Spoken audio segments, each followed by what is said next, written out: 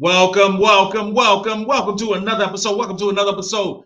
Welcome to another episode of Gamecocks Talk with Captain Will. I am your man, Captain Will. Make sure you like, make sure you share, make sure you subscribe to Gamecocks Talk with Captain Will so I continue to bring you the gospel Gamecocks every single day. Every single day, y'all, every single day. I want to thank everyone for tuning in. I want to thank all the new members. I want to thank everyone who's been rocking with Captain Will since the beginning, day one. Follow me on Twitter at Gamecocks Talk. Follow me on Instagram at Gamecocks Talk with Captain Will. And you can follow me wherever you get your podcast. Ladies and gentlemen, boys and girls of all ages, it is time for Shot O'Clock. It is Shot O'Clock time right now. Hanging out with old Captain Will right now. Whatever time you might be watching me, whatever time that you maybe tuning in. It could be at 5 o'clock, 10 o'clock, 11 o'clock, whatever clock it is, wherever across the world and the universe. It's Shot O'Clock. And this is a special Shot O'Clock because it is my mama's birthday. And I don't say birthday. It is my mama's birthday today. So cheers to my mama turning whatever age she's turning. God knows she watching. And I'm not going to say your age on the air. But cheers, mama. I love you. Woo! That's my mama. Hey, we got a good one today, y'all. I said we got a good one today, y'all. We are talking about first official day of practice for the South Carolina women's basketball team. First official day of practice going down today. I couldn't be more happier. We are 6 weeks away from regular season basketball.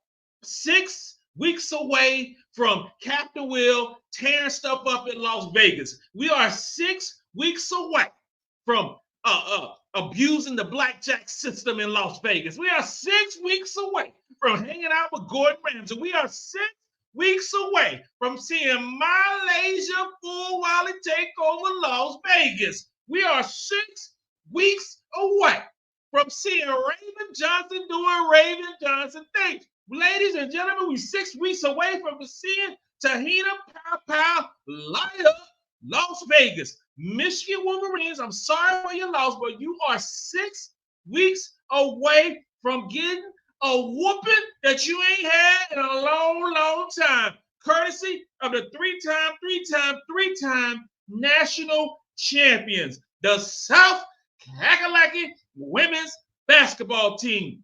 Woo! It is time. We've been talking about basketball for so long after the season. We've been talking about it. And I've been making up stuff to talk about because we ain't had a lot of stuff to talk about. The off season just talk season. So you making up stuff to talk about. But now we got the real stuff to talk about now. We got basketball. And I know it's football season. I just went to a game on Saturday. We beat the snot out of Akron. Woo! I love every second of it and had a great time chopping it up with one of my old high school friends, Dee Dee. Oh my God, we had a great time. Wifey and my daughter and son-in-law, we had a great time on Saturday and watched a whooping to the woodshed or the smokehouse back in the day where you get the switch and you whoop them. That's how Akron felt. But it is basketball season. It is basketball season. This is where Captain Will lives and breathes on. So it's the basketball season. And there's a lot of storylines. There's a lot of question marks. There's a lot of what is going to go on with this basketball team? Well, I tell you right now, the first thing on everybody's mind, number one, is what's the status of Ashlyn Watkins? What's the status of Ashlyn Watkins? Court case, October 25th, suspended from the team. To my knowledge, ain't nothing changed. To my knowledge, somebody DM me and let her brother know. Ain't nothing changed since October 25th to see what's going on. She's not practicing. Hopefully she's practicing her own, working out. But we don't know how long she's going to be out. We don't know if she's going to be out a few games. We don't know if we got the regular season, the SEC. We don't know none of those things that's going on with Ashlyn Watkins. What I do know is with Ashlyn Watkins gone or potentially being gone, there's an opportunity for other players to step up, and do the things that they're supposed to be doing. They're doing the things that they're recruited for. It's their time to take the mantle that Camila Cardoza left, take the minutes of Ashlyn Watkins and move and do what you do. So this is time for Sania Feagin to do what she does. She just got a gold medal. This is her time. She's a senior. She's 6'3". It's time for her to ball out. I believe wholeheartedly in Sania Feagin.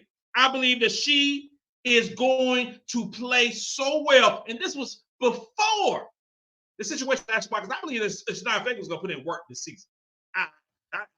We saw what she did last season, especially the second half of the season. We saw her. And I'm so happy that her senior season is here and she has the opportunity to end it not only on a good note, statistically wise, but possibly as a 3-time national champion. Sania Feagin, who I believe should start. I believe she should start the season. I believe she should start. But if she does not start this season, a young lady by the name of Maryam Dauda should get the start.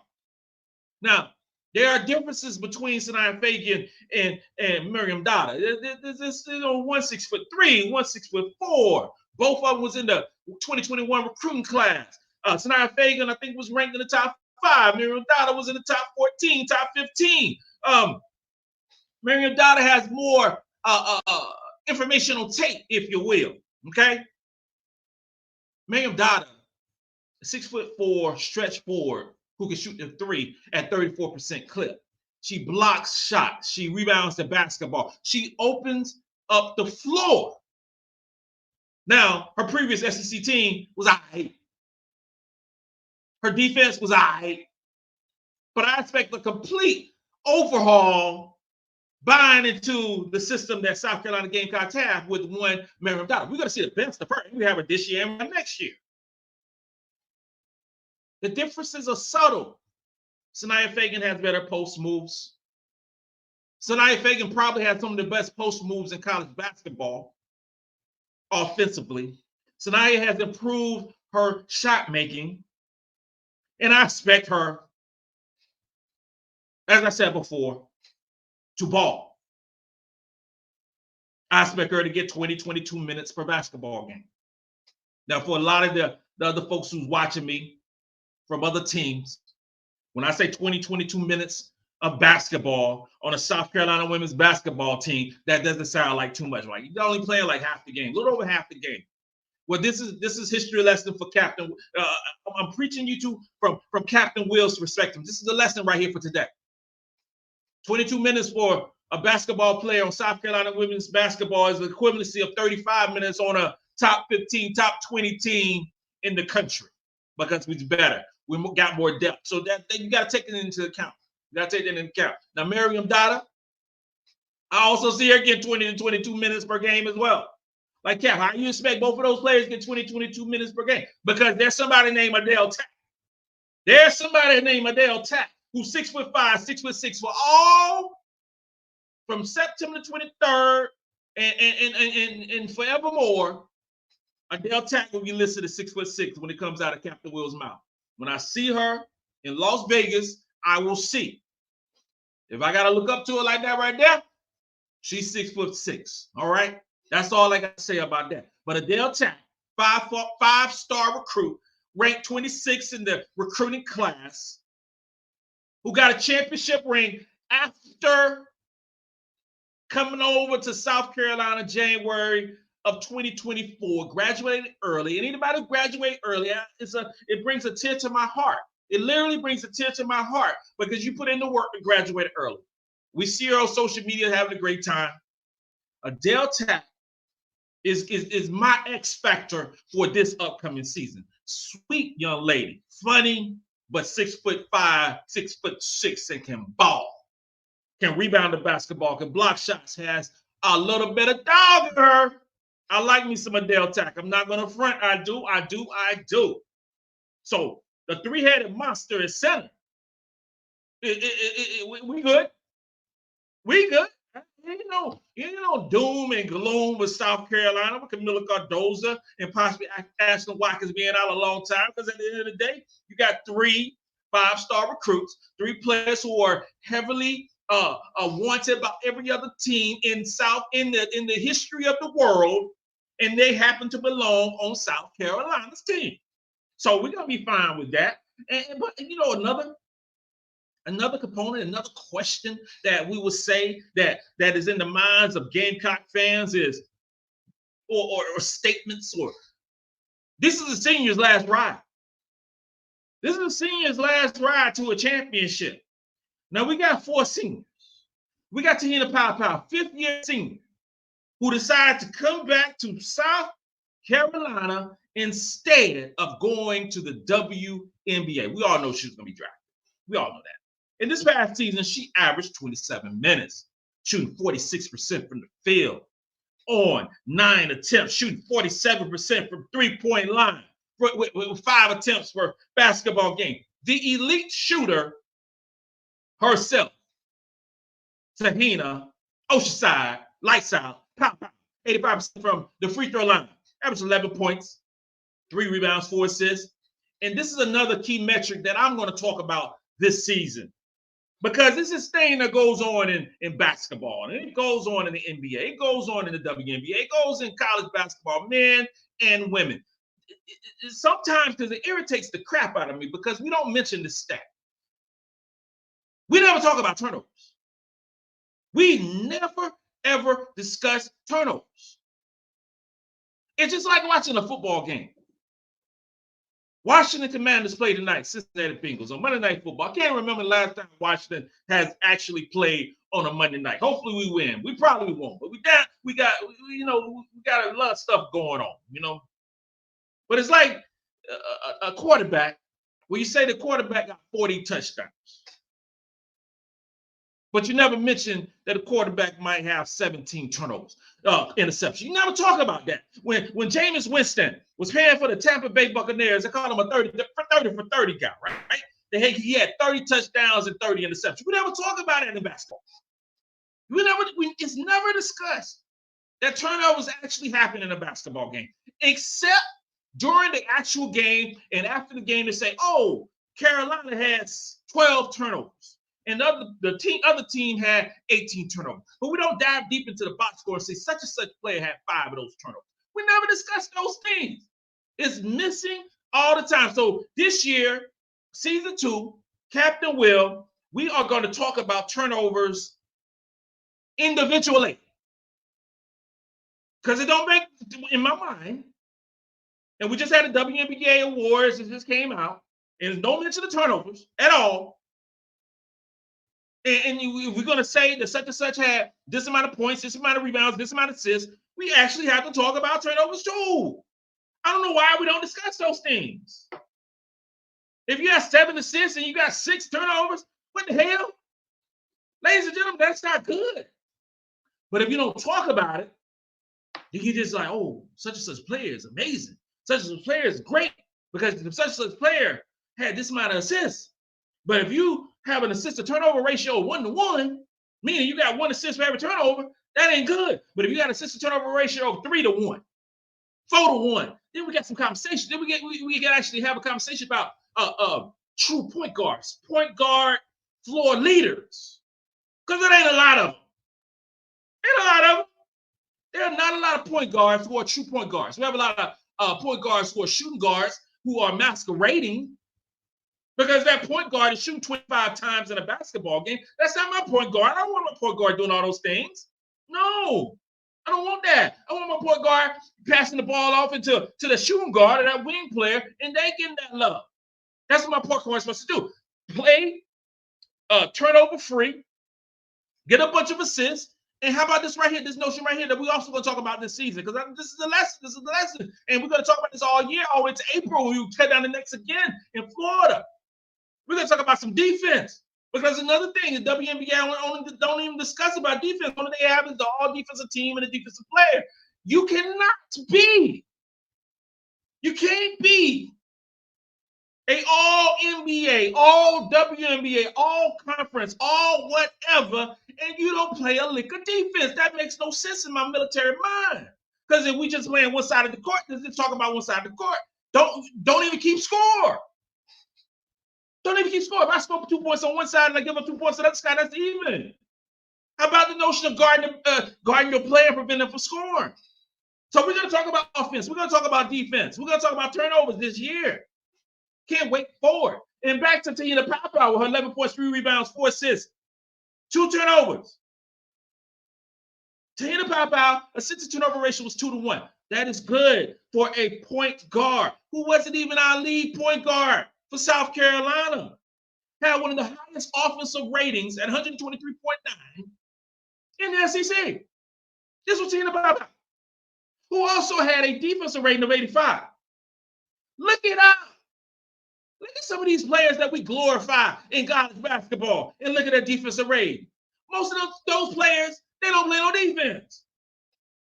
Tahina Papau came over Oregon, showed up in South Carolina, and magically found defense. It's going to be better this year. Ladies and gentlemen, what y'all saw last season was the tip of the iceberg for one Tahina Papau. Trust me when I say that. Forget what you heard and just listen to what I say. We saw in South Carolina, that was not Tahina Papau. Trust me when I say that. You're going to see the best of Tahina Papau this season. And for all the naysayers, okay, Tahina Papau don't need to star. I'm letting you know right now, September 23rd, my mama's birthday, that Tahina Lights Out Oceanside Papau is going to set the country on fire. Book it. Bree Hall. Bree Hall is going into her senior season. And we saw the growth of one Bree Hall this season. I love it. I want more of it. I wish she could stay another year. I love me some Bree Hall. I do. And she turned that corner. She had an opportunity to start. She played 26 minutes per game. She found her three-point basket, 39% from 3 on 4 attempts. Shoot 44% from the field goal on 8 attempts per basketball game. Breezy averaged 1 turnover per basketball game. Averaged 9 points, 3 rebounds, 2 assists while playing quality defense and good on offense. You know what that is? That's actual, real basketball. It don't make the press clippings because it ain't cute.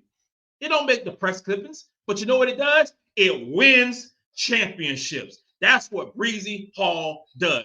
I expect her to show up and show out this upcoming season. Sania Feagin, who we talked about a little bit earlier, averaging 15 minutes per game. We got to take some context with that.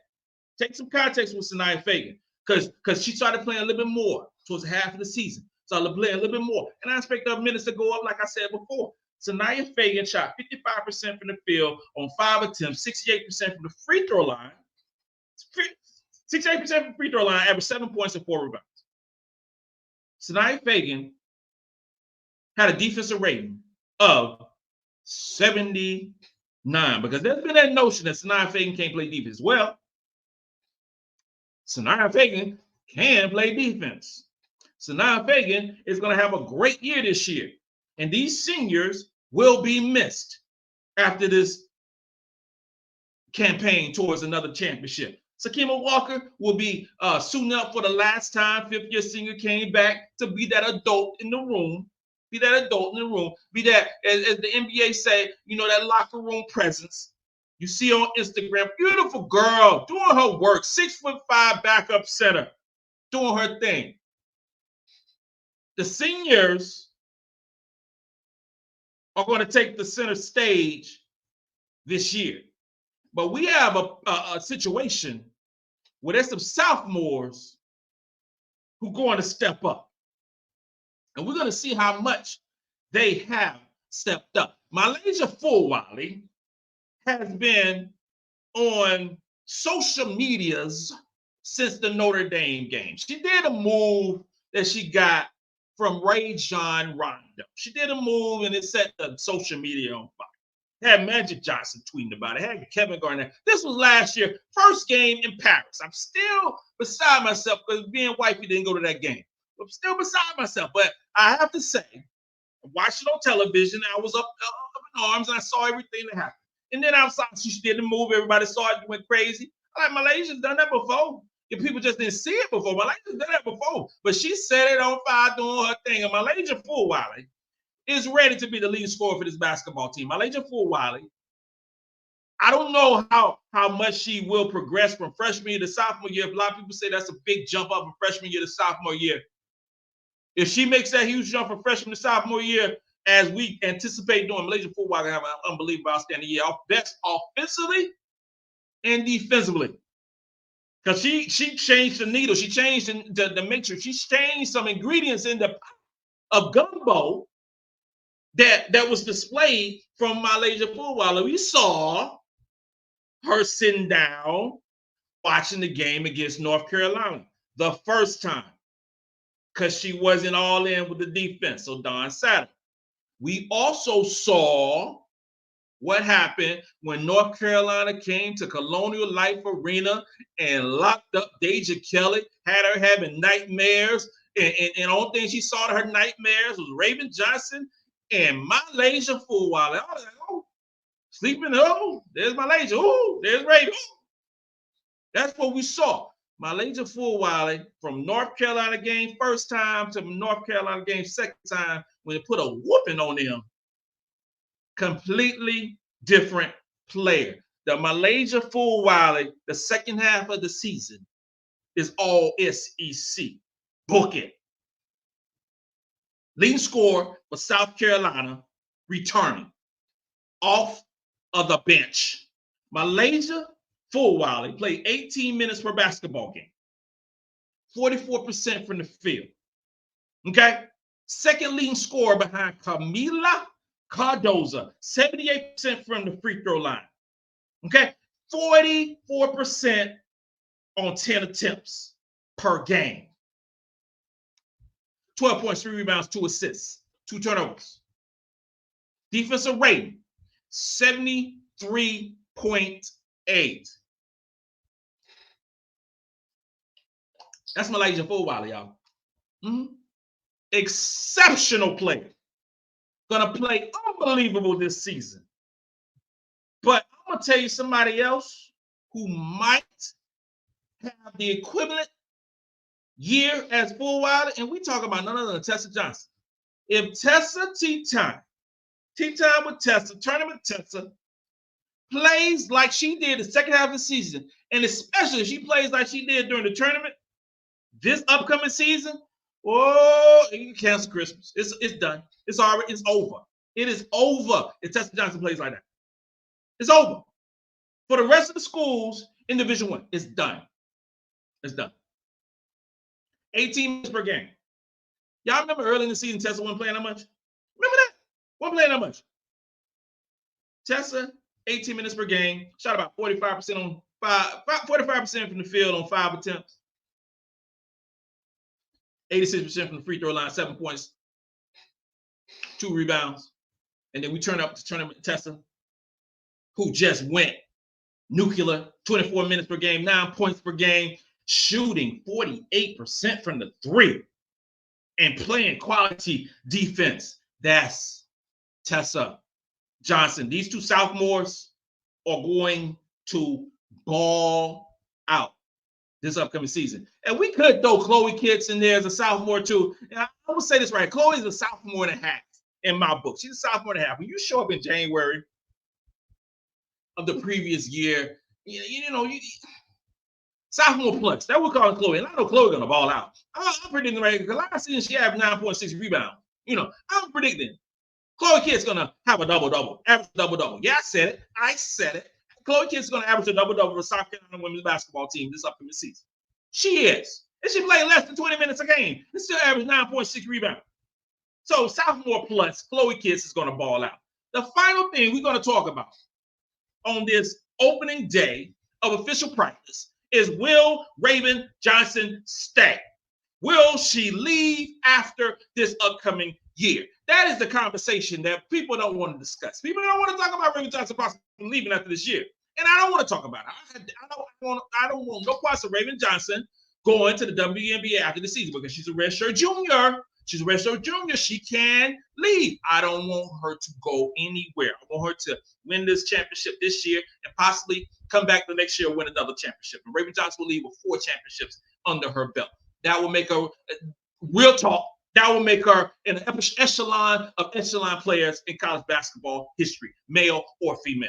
Okay? Raven Johnson jumped her game from that sophomore year, or should I say that redshirt freshman year to that redshirt sophomore year like nobody's business. Okay? So her redshirt sophomore year, I keep messing up. Her redshirt freshman year, she averaged about 18 minutes per game. That was the year that people saying that Raven couldn't shoot.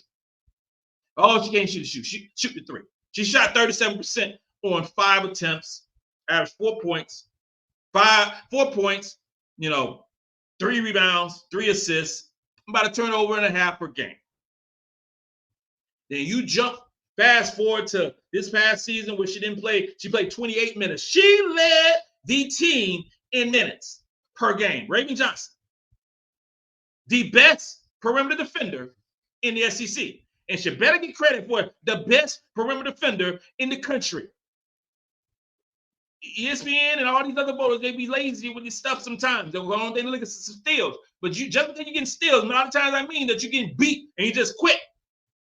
Watch a defensive class on defense by Raven Johnson, who don't let her player get in front of her. That's called defense, ladies and gentlemen. And Raven is amazing at it. But this is the thing. Her three-point shooting increased. Her Her field goal percentage increased. Raven Johnson averaged 5 assists, 2 turnovers. That's 2.5 assists to 1 turnover. Offensive rating 116, and the defensive rating is 76. In my book, that is elite. If she makes a bigger jump this year, with field goal percentage going up, more attempts, 3-point percentage going up, more attempts, free throw percentage, because she needs to improve that, go up, assists go up, turnovers stay either the same or go down a little bit, Raven's gone. Raven gone.